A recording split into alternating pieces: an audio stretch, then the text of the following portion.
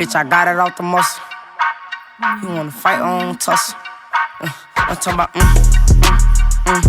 Set my fight song, take back my life song, through the moonlight song. My power's turned on, starting right now. I'll be strong. Hello guys, welcome back to my channel. I hope everybody's doing great. Hope everybody's having, well, it's the end of March when you're gonna see this video, so I hope everybody had a great March. I hope your year's going great so far. I said I'd be back and I'm back. And yep, this is gonna be an endo video. Just as a disclaimer before I get into it, I am not a medical professional, and everything I'm saying is based off my personal experience with living with endo for over 15 years. So that's just me. Okay? That's me and just me.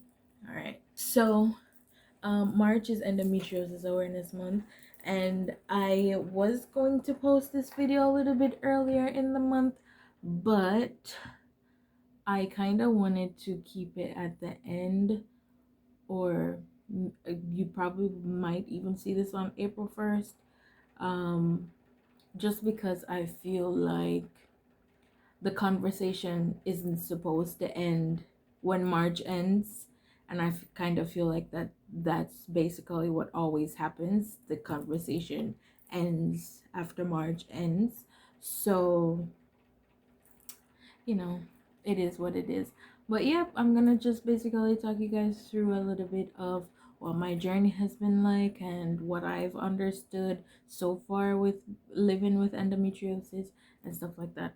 So March, of course, I don't know if I just said this because my brain is all over the place, but in case I didn't, March is Endometriosis Awareness Month.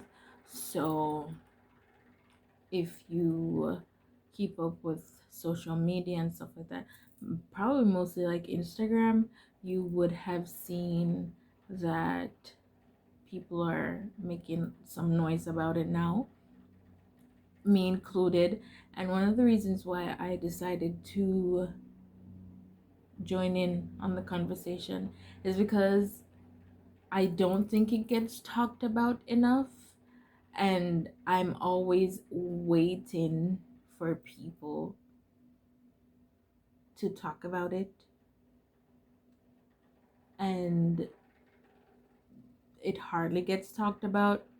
So I thought to myself, why am I waiting for a voice when I have a voice of my own? I know my audience isn't as big as others, but it's still an audience and I still have a voice, and I should use my voice. And I have a really great friend that is always encouraging me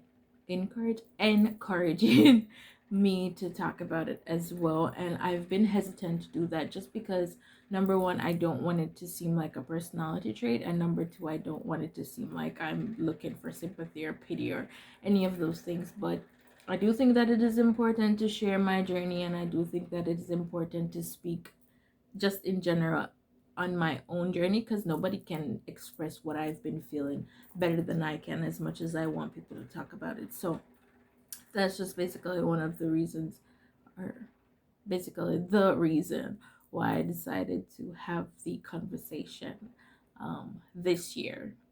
And I've sprinkled a little bit about it throughout my social media presence, but never in as much detail or as consistent as I did for this month of March on my Instagram. So if you follow me on Instagram, you might have seen all this yellow stuff. And yep, so anyways, let's get into it. So first thing I'm going to do is I'm going to tell you guys what endometriosis is. And it says endometriosis is an often painful disorder in which tissue similar to the tissue that normally lines the inside of the uterus, endometrium, grows outside of the uterus. Endometriosis most commonly involves the ovaries, fallopian tubes, and the tissue lining the pelvis. The endometrial-like tissue acts as it normally would. It thickens, breaks down, and bleeds with each menstrual cycle, but because this tissue has no way to exit the body, it becomes trapped. So that is the official definition of what endometriosis is. So basically, tissue similar to that which lines your uterus, if you do have a uterus, is present outside of the uterus, and it does all the things that it usually does if it was in the right place or if it was where it's supposed to be. And then it does everything that it usually does, but because it has no way to exit, like it said, it thickens, it bleeds, it all of that. So with endometriosis, it has been found in various parts of the body. I know that this definition says that it is mostly like involved with fallopian tubes and ovaries and the pelvis, but it has been found in other areas of the body as well. It has been found in on hearts, in brains and stuff like that. So it's not just, and I just want to say this now, it's not a period disease, it's a whole body thing. It affects various parts of your body. So I always say that endometriosis is a multifaceted disease, and it requires various different treatments for different things that it affects. And these lights are so hot, but I can't turn the fan on because the fan is gonna be making too much noise in the video. So we're gonna have to just tough it out, okay? I don't want to make this too long either. Now I'm gonna put up a list of symptoms that are associated with endometriosis. So I'll just let you know now all of these that I felt. I have had painful periods, I've had irregular cycles, I've had ovulation pains, I've had irregular and heavy bleeding, I've had breast pains, I've had blood clots, I've had painful intercourse, I've had diarrhea, constipation, nausea, vomiting, I've had sciatic pain, digestive issues for sure, pelvic pain, chest pains, pain during bladder bowel. Okay, so basically all of these that I'm showing you right here, I have experienced, and it's never easy. Um, I really don't know what I'm supposed to say in this video, but yep, I've had all of those things. I've experienced all of those things. And it is what it is. I've learned to live with it. It's just what I have to do, I guess. Let's just talk a little bit about diagnosis, and this is where a bulk of my journey will, my personal experience and journey will come in. But based on this right here, approximately 1 in 10 people with uteruses will develop endometriosis over their lifetime. Endometriosis is a very common chronic illness, however, also one of the least diagnosed, because endometriosis manifests itself in a variety of ways and shares symptoms with other conditions which can co-occur. Diagnosis can be difficult and can often be delayed. On average, it takes 7.5 years to be diagnosed. Though there are tests to check for physical signs of endometriosis, for example, ultrasounds, pelvic exams, MRIs, CT scans, etc., the only way to get a definitive diagnosis is by laparoscopy.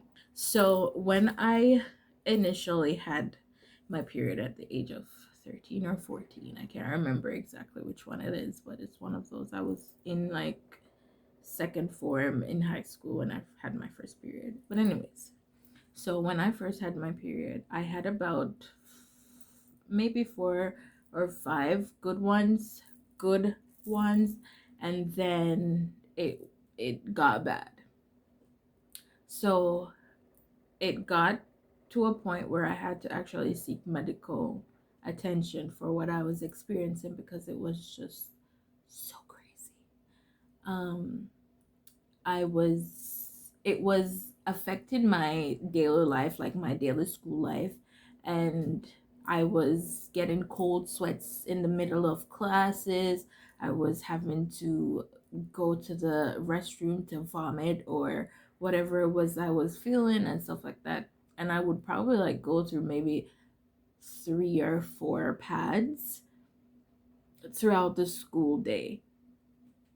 And so in my mind, I didn't know much about periods at the time, but I did realize that I was probably one of the only people in my class, in my age group, that I was interacting with that was experiencing this, and I was very concerned for myself. But at the same time, I was going off the advice that I had bad periods or this was normal for some people. So I was just like, okay, maybe I'm overacting. Maybe, yeah.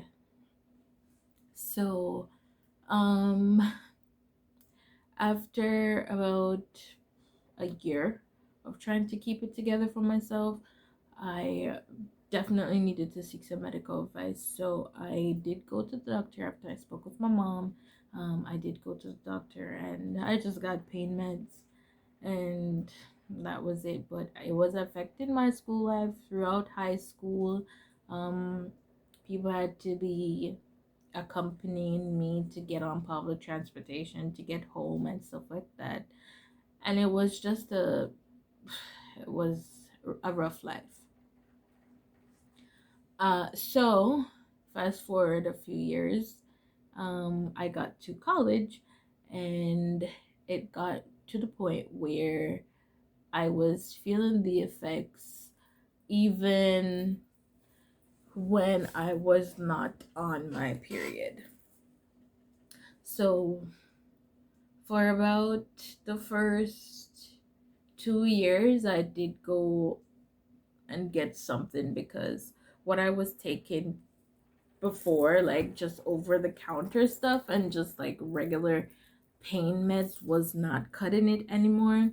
I had to go get like some of the good stuff because yo, this pain is kicking my ass.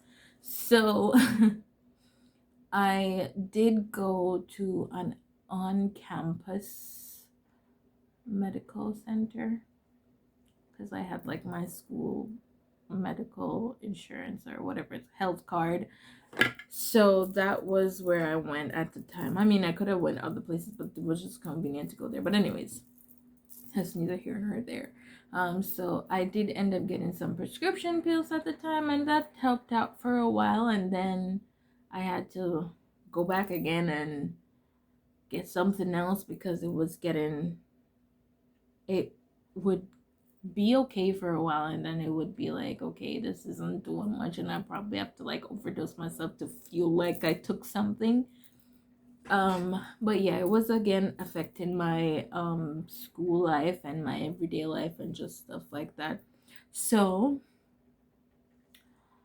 uh fast forward again, I went and I was talking in detail at this point because in the beginning I was kind of afraid of, not afraid of, I was kind of afraid to talk about what it is because I was always under the impression that this is normal for some people, so why am I complaining? Like, get over it.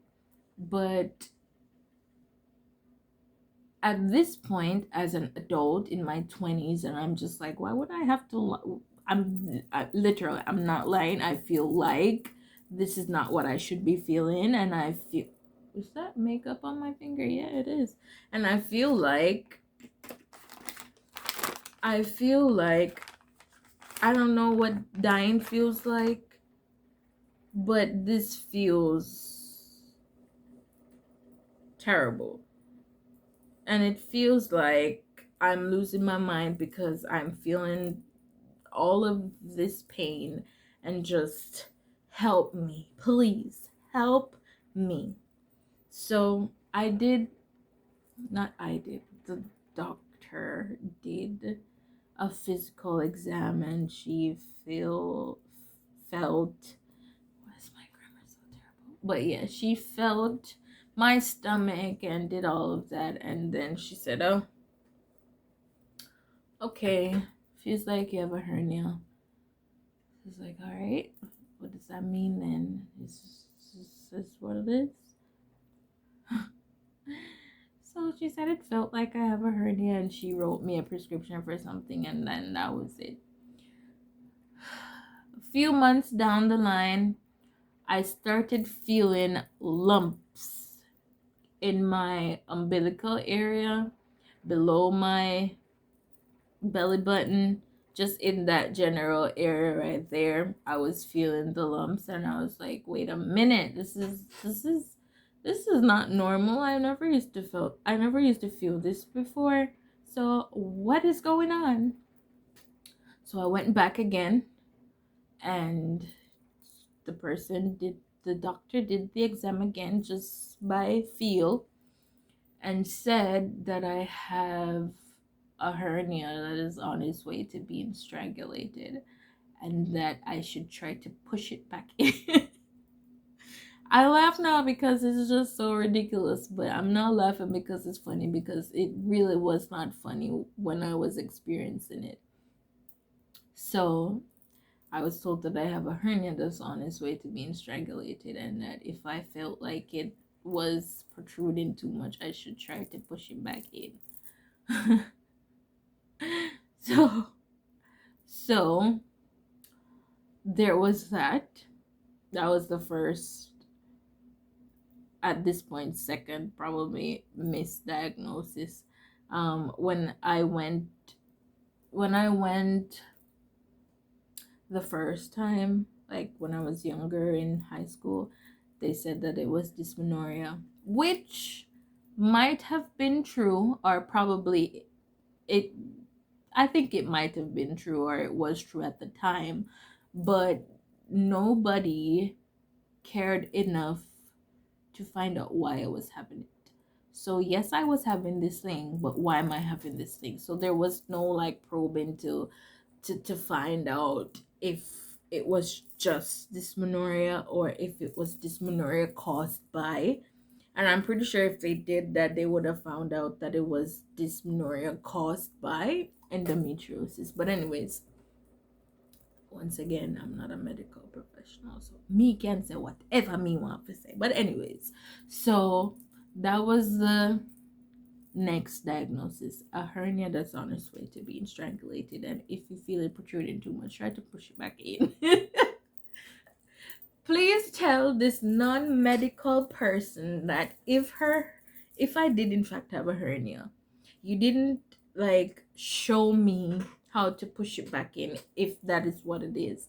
Like, so tell this non-medical professional or non-medical I study business. I don't know anything about medicine, medical practices, whatever it is. I don't know anything about that. Okay? So tell this non-medical inclined person that they have a hernia that's on its way to strangulate it. And if it feels like it's protruding too much, just push it back in. The end. And take these tablets. So for a while I was taking those, and I realized me trying to push this thing back in, it was not it. Okay? It was not it, because it was not moving. So then I went again, because once again I was in pain every single day, no rest, no break, just every day. At this point, I am in pain, I am feeling pain, I don't like it, I am uncomfortable, it is just not working out for me. And then I went back again to the doctor.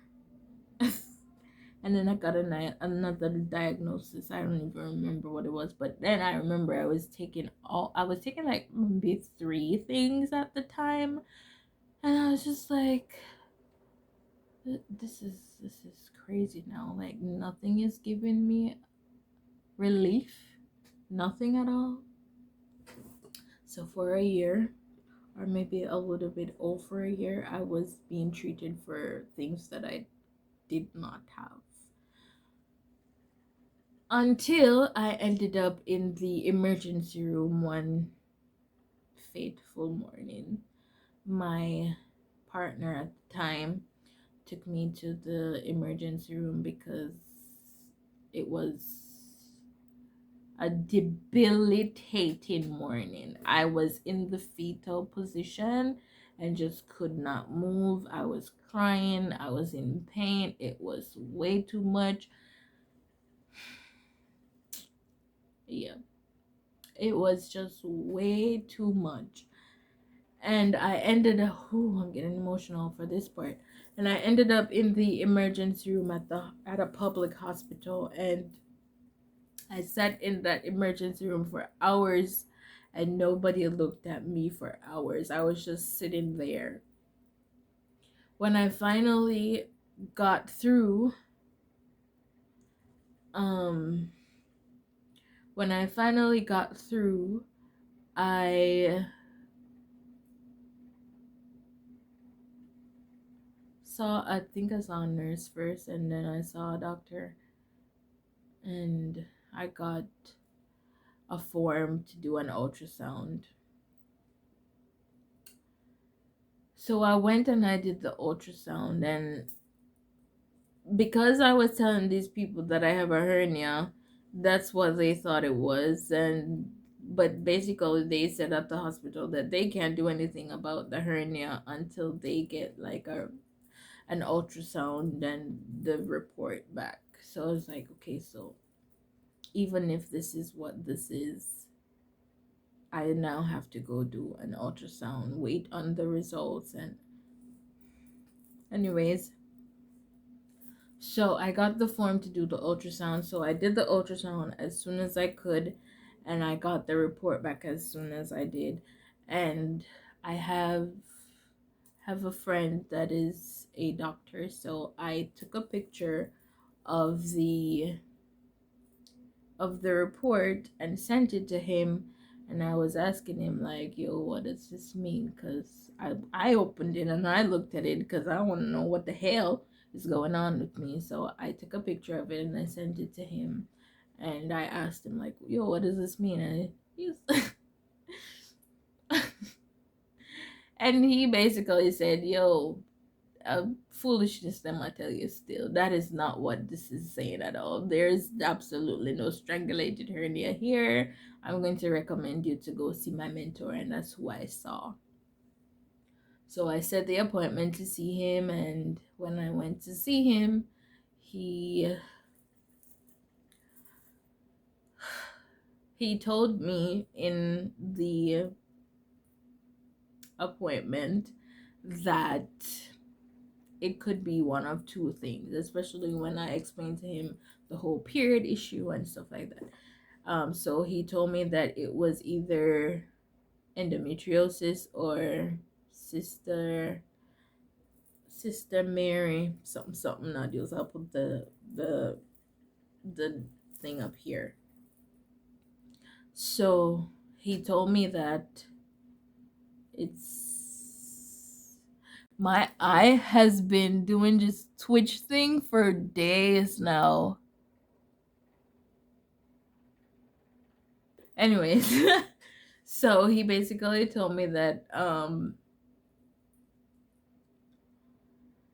the sister Mary thing is cancerous and endometriosis is not, but yeah.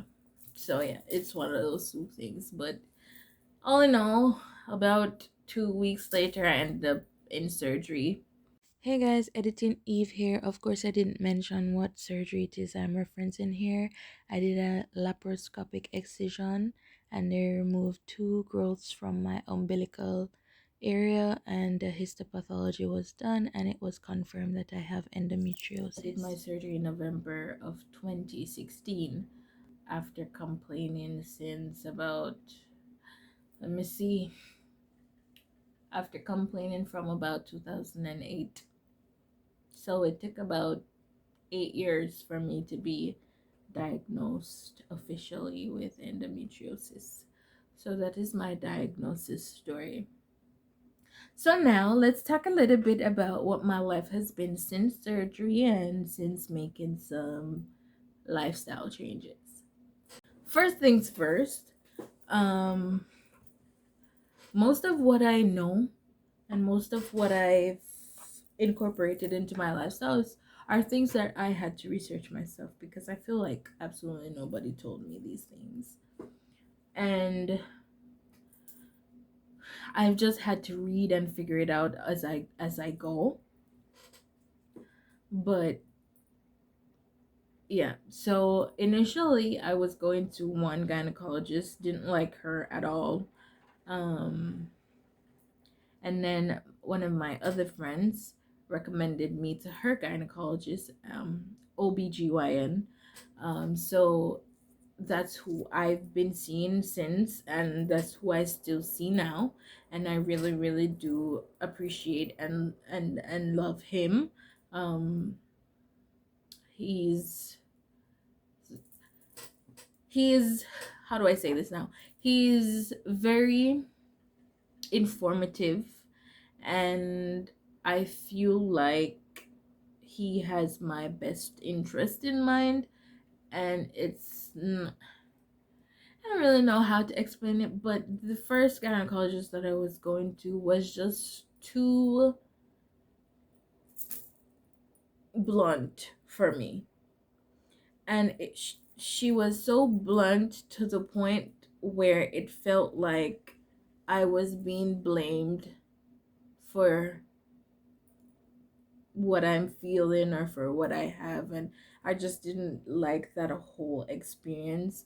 But now I have a OBGYN where I can ask questions and I can talk and feel like I'm not being judged, and just and I think that is one of the most important things, not just for people with endometriosis, but just everyone in general. If your medical practitioner does not make you feel like you have a voice or you can ask questions, I suggest you run.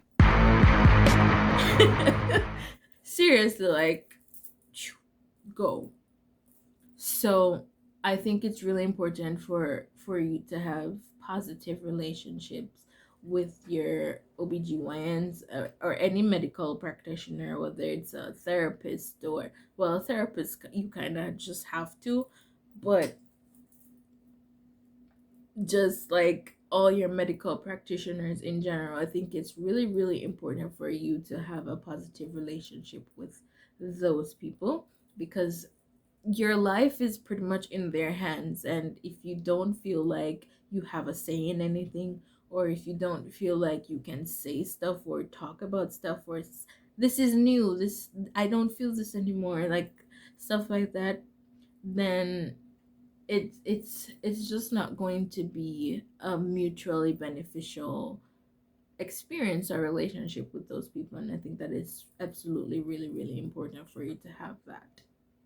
So if you don't have that now, I suggest you try to find that, because it's it's very freeing when you do, and it opens you up to accept different methods of treatments, or just accept a new way if you need to. Just because you will feel like, if my OBGYN, who has my best interests at heart, is saying don't do A anymore, do B or try B, then you probably won't want to. You know what I mean? But yeah, I think it's really important to have a mutually beneficial relationship and an open relationship. And if your OBGYN or any medical practitioner, like I said, does not give you the feeling that they are willing to foster that kind of relationship with you, then you kind of need to find somebody new. But yeah. So I have been going to that OBGYN since I found him, and I am very happy there. Yep, so I think number one, finding the right OBGYN was really, really important, and I have done that, and I appreciate and I respect his expertise and his method of delivery, and just in general how he speaks and how he relays information to me is really, really, what's the word, great, I guess. And I was in a relationship where I feel like I'm going into a different topic with this point, but just to merge two things together, I guess, like when I was in a relationship because I I am at the age I am at the age where I'm not necessarily just dating for the fun of it, just like to say, hey, I'm dating. Like, no, that's not why I date anymore. I don't know if I ever really truly dated for that reason. I probably did at one point, but I the goal of dating for me is for the long term. And for me, I know that there are some people that will hold this bit of information back until they feel like they fully trust the person or whatever. For me, that's not my method. For me, my method is to let you know upfront that I have a chronic illness and it is something that affects me in multiple ways. Many of those ways will affect our relationship in some way or another. So, if you are thinking about having a long term relationship with me, you need to know that I have this thing, and some days are not going to be pretty, some days are not going to be easy, some days are not going to be fun. So, I usually let it be known first. I have this thing, this is what it is, this is what it causes, this is what it does. So if you cannot be a support to me, then I suggest you leave me alone, because I cannot have you in my space, have you in my life, sharing my time with you, and I cannot, for lack of a better word, rely on you to be supportive in those times. Then why are you here? That's just how I feel personally, but it might not be true for a lot of people. And like I said, there are some persons that will choose to hold this bit of information back until they can trust the person. For me, I'm letting you know upfront that this is what it is. This is what you're signing up for if you do choose to date me and date me for the long term.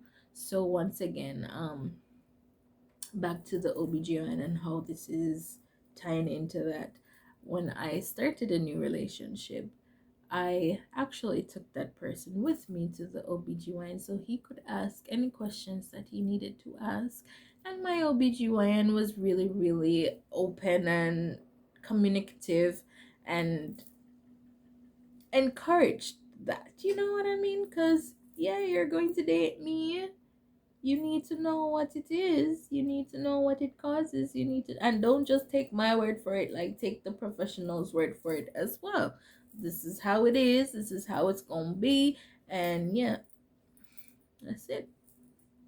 And since I'm on, I know I was talking about lifestyle changes and stuff like that, but since I'm on the topic of dating, let me just incorporate this into it now and say that endometriosis also affects your fertility, or can affect your fertility.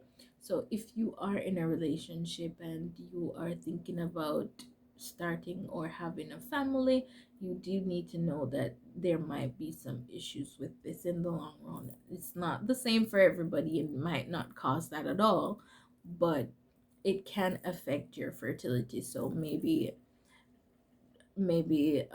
family planning might have to look like something different than just doing it and voila. So that is also one of the reasons why I feel like I need to let you know now, because if you're thinking like long term, 10 years down the line with me, and you want to have a family, you need to understand that this might not be as easy as it is for a lot of other people. So you have to be open to whether or not it works the natural way, if we have to try something else, whatever it is that we have to do. Otherwise, then you have to be open to that as well. And also, it affects your sex life. So it causes mood swings and stuff like that, but it also affects your libido. So if you there might be some times where you're in the mood, another time you might not be.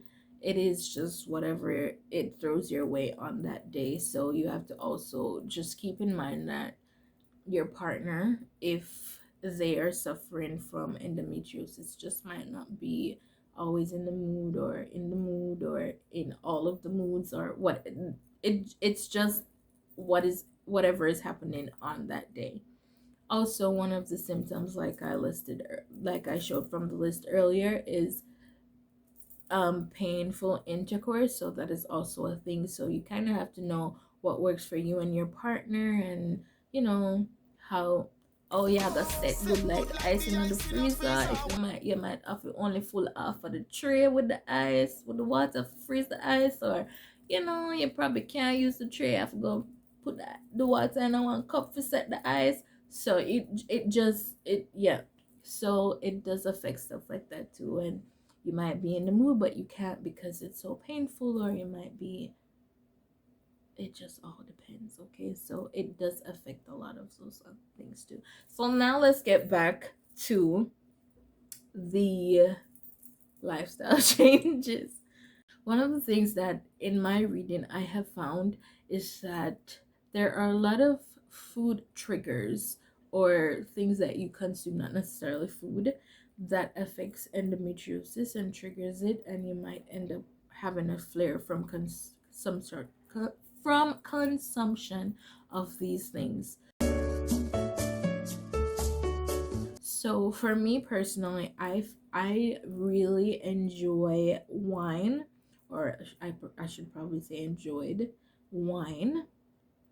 And even now, I still have wine in my house, but I just don't drink it anymore as often as I did. I probably have wine like once every 2 months, maybe, or even longer than that. But yeah, wine was definitely a trigger for me, and I did not realize that it was until in my reading I realized that it was. So I was having my wine whenever I felt like it, and it would I would notice that I'm cramping, or just like feeling different, and I don't know how, not like now looking back at it, I don't know how I did not like associate what I felt with the actual wine itself. But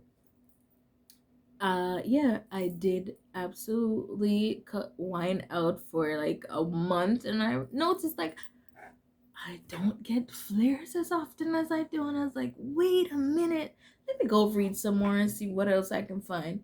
So in my reading, I also found that dairy is a problem, soy is a problem, red meats are a problem.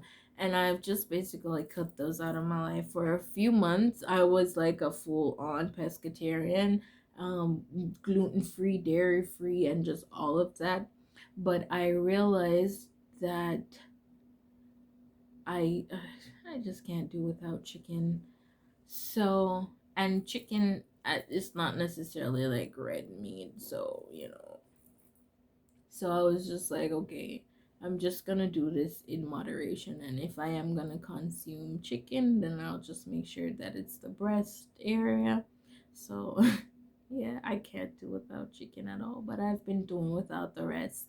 So I still have a good burger now, but it's a chickpea burger or something else, or a black bean burger. And it's pretty good. So I kind of have some vegan stuff that I eat, but I also eat like mostly seafood, but I do have a little bit of chicken here and there. So definitely the diet changes have been working in my favor, for real, for real. I feel great. I don't flare up as much as I used to. And really and truly, now that I think about it, like as I'm speaking and thinking about my flares, I don't necessarily have a flare until it's like close to my menstrual flow for the month, which is really, really crazy to me. I think that is just so awesome. So yeah, the dietary changes are definitely working in my favor, and I'm still working on the exercise. I don't, and I work from home, and I have been working from home before even COVID existed. So it's just a part of my normal routine to just be in my apartment. but I kind of feel like I don't feel like, I know I do. I need to like exercise maybe 5 times a week and do stuff like that. I just don't have an accountability partner that is pushing me to actually go work out or just go be active for even 1 hour of the day. And I feel like I do need that. And let me see, we're at 41 minutes, which means I need to like get it together and talk about as much as I can in as little time as I can. But yeah, so the dietary changes have definitely helped out a lot. Also, another major change that I feel like is just so awesome is my switch to organic feminine hygiene products. Let me tell you something, okay? Rael, and this is not sponsored, but Rael is my brand of choice, but there's also Honey Pot. Is it Honey Pot? But there is Honey Pot as well. The Honey Pot. I've tried a few things from the Honey Pot. They're also pretty great, but Rael is like my consistent choice.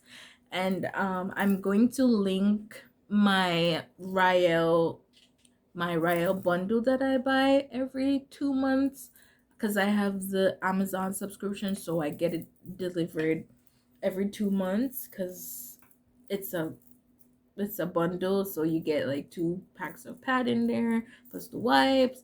So yeah, and the panty liners usually run out before the 2 months, but I just get that subscription because it's a great price. So I'm gonna link that in my Amazon storefront so that if you guys want to try it out, you can. Yep. So Rael, I switched to organic tampons, organic pads, organic panty liners, organic feminine wash, organic feminine wipes. So basically, that's everything that my little lady gets is organic, and it's been amazing. Let me tell you, it's been amazing. What I've noticed since I've started using it is that and it might just be my mind. I don't think it's my mind, and I'm just attributing this to like the organic stuff, but it might just be everything combined. But since I've been using the organic products, it's just been like the cherry on top to the diet changes, because my period now, it lasts for maybe 3 or 4 days. I usually get maybe 5 and then really light, maybe like just a little dollop on the 6th day, and then it's over with. But now I get like 3 days or 4 tops, which is just great. It's just amazing. I love that for me.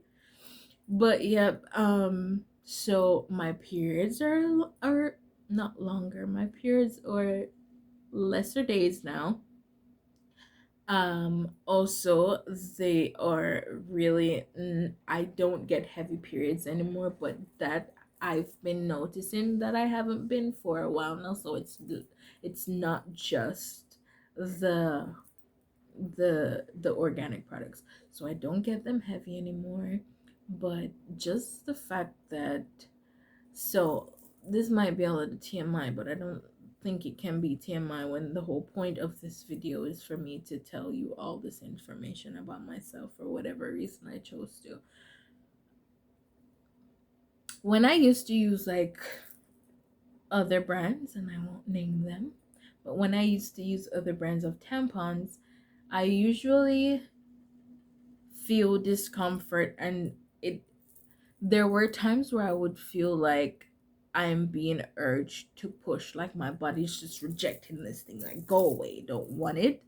So I would always feel like I need to push or whatever it is. And now that I use the organic ones, I don't feel that. And I'm just like thinking to myself, like, what kind of sorcery is this? Because it just feels so amazing. And literally, just my periods are just, they just feel so amazing now. And I don't know, it might just be the organic stuff mixed with everything else, but I definitely feel like the organic products are helping a lot with just my entire period experience. So there's that.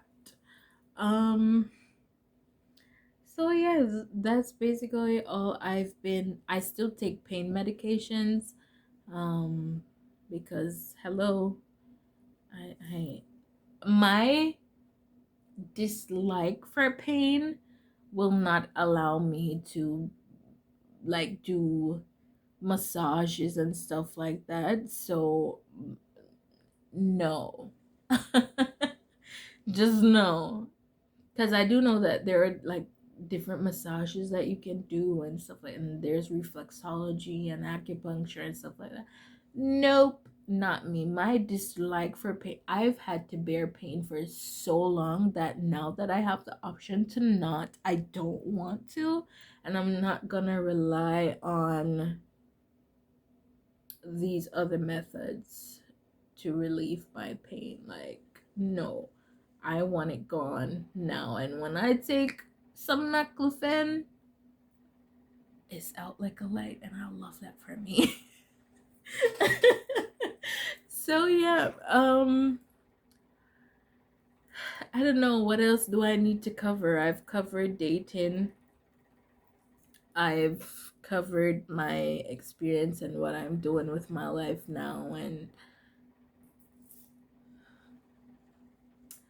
I don't know what else I need to talk about. What a flare up is, and I've had those, and I've had them at really inconvenient times as well. And usually my flares are accompanied by an endobelly, which let me put that up here as well. An endobelly is a painful and severe abdominal bloating associated with endometriosis. The severe bloating is likely due to inflammation, growths, or other digestive issues resulting from endometriosis. Firm to the touch, and it might look like you're pregnant. I'll even pop up a little picture of a few of mine right here. Also, endobelly is not a medical term, so that's just a phrase that was coined by, I guess, endometriosis sufferers, or let me not say sufferers, endometriosis warriors, who just coined the phrase endobelly, because basically that is what it is, because you only get it because you have endometriosis. So I get those, and I usually look like I'm pregnant, and one of my ways of coping with my endometriosis is usually by making jokes about them. I can joke about my endometriosis, but I don't like when anybody else jokes about my endometriosis. So there's just that. It's just a thing for me where I probably take a picture and send it to one of my friends that I haven't spoken to in a long time and say, hey, you're gonna be an aunt, or you're gonna be an uncle, and stuff like that. So usually what I do for those is just I take my pain meds and a, a heat compress or a water bottle or a warm water bottle. Those are lifesavers. Lifesavers. So let me tell you now, if you travel as much as I do, and for whatever reason, for me personally, I don't know if it's the stress and the anxiety from actually traveling that always triggers my endometriosis, but it almost always does. And I always end up with this like all my cute outfits, and then I have this big old belly because my endo's flaring up because I'm excited or I'm anticipating this travel experience. And warm water bottles, they have those electric ones now where you can plug them in, but let me tell you, just get, if you're traveling and you normally get flares and you don't know this as yet, just get one of those warm water bottles. Let me see if I see mine and I can just hold it up. Get one of these, and they have those cute little sleeves that you can put on them. But let me tell you, get one of these, put it in your carry-on or in your handbag that you're traveling with. Make sure it's empty because you can't bring liquid into through TSA.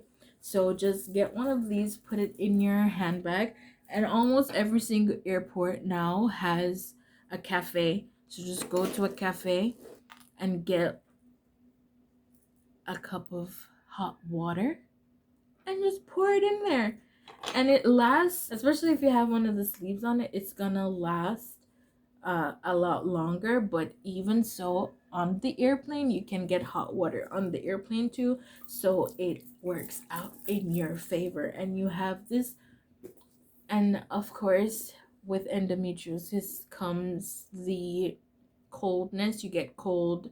Some people, especially me, I get cold really easily, and I get cold very often, so I always have a blanket with me wherever. There's this one little damn bug that, if you're always cold like I am, and that too is one of the symptoms of endometriosis, just in case you're wondering.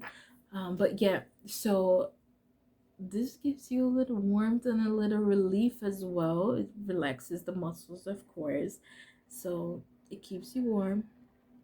Make sure you bring your blanket, and if you have anxiety and stuff like that, I suggest getting a weighted blanket, because that just feels like heaven in a blanket. Okay, so if you have anxiety or you stress a lot, especially when you're traveling or just in general, basically, get a weighted blanket, because that really helps. So yeah, and I just want to say that also you have to, I'm kind of all over the place with this, but this is just a little bit of advice.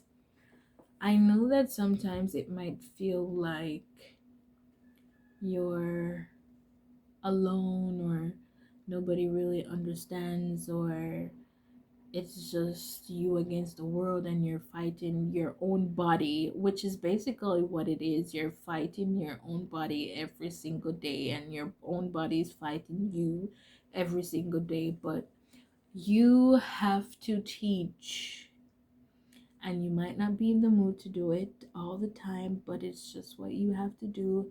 You have to teach those around you, and I call my people my village. You have to teach your village how to support you.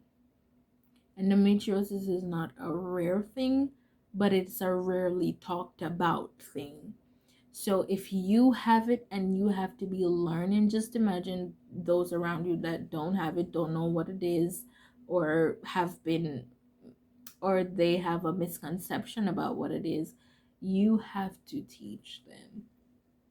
You deserve support, and as sad as it is to say, you deserve the support, but you have to teach people how to support you. It's just what it is. And show yourself grace, but show those around you grace as well.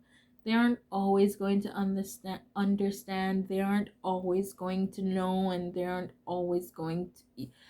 Sometimes I feel like I expect people to like know that I'm not okay. But how are you gonna know? How are they gonna know if I'm not okay, if I keep saying I'm fine? Like, how are you? I'm fine. But I'm not though. So show grace to yourself, and show grace to those around you. Communicate, open your mouth, speak. It's not, it's like when I became an adult, like I was saying earlier, like when I became an adult and I decided that I'm going to speak, you have to speak. You have to be open about your experience. Don't sugarcoat it. Don't pretty it up. Don't diminish it, because if you diminish it, so are those around you. They're going to do as you lead. So just show grace to yourself, and show grace to those around you. If you need a support group, find one. If you need help, seek it. And not just help for your physical down here feelings, but just get some mental help if you need it. Get some dietary help if you need it. Get some physical, not physical, yeah, personal training if you need it, because exercise is really important too. So if you need the help in different areas, seek it. Don't just sit and suffer alone and suffer in silence. Seek the help if you need the help.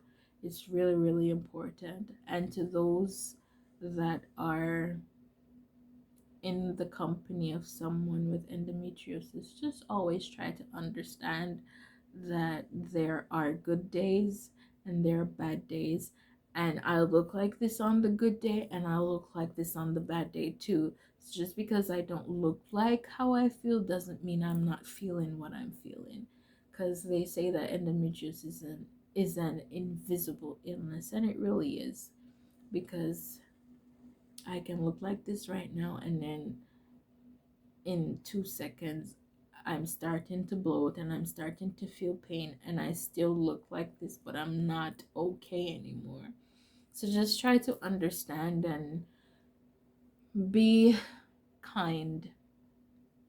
Be kind to yourself, be kind to those around you, and to those around people with endometriosis. Be kind. Um,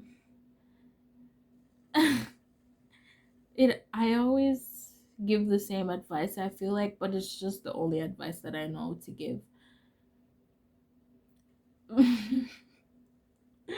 So yeah, just listen to them, and by them I mean who has endometriosis. Listen to them and try to understand, like I said.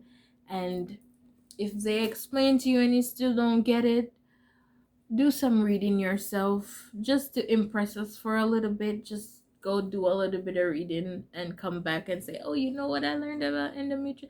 It helps us feel seen, it helps us feel heard, it helps us feel supported when you take initiative and you go read this thing or you go listen to this thing or whatever it is. But yeah, so that is my advice, and there are other things that I could have covered in this video, I feel like, but I am at the 1 hour mark and I have to edit this myself, so I feel like I'm going to maybe upload a different video another time, just to cover some other things, because like I said earlier, I don't want the conversation to end once March ends.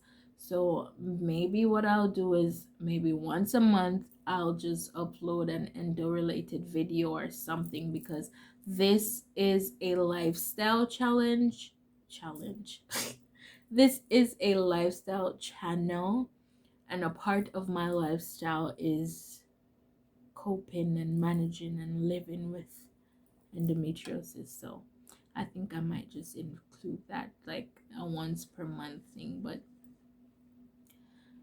so yeah, I don't know if I covered anything new. I don't know if this is a helpful video. I don't know anything at all really, but this is what it is. This is my life, and yeah. Thank you for watching. If you made it to the end, I appreciate you, and I'm probably going to be editing this and being like, oh, I should have said that, oh, I should have did this, or oh, I should have, but yeah. So thank you guys so much for watching. Have a good one, and see you in my next video.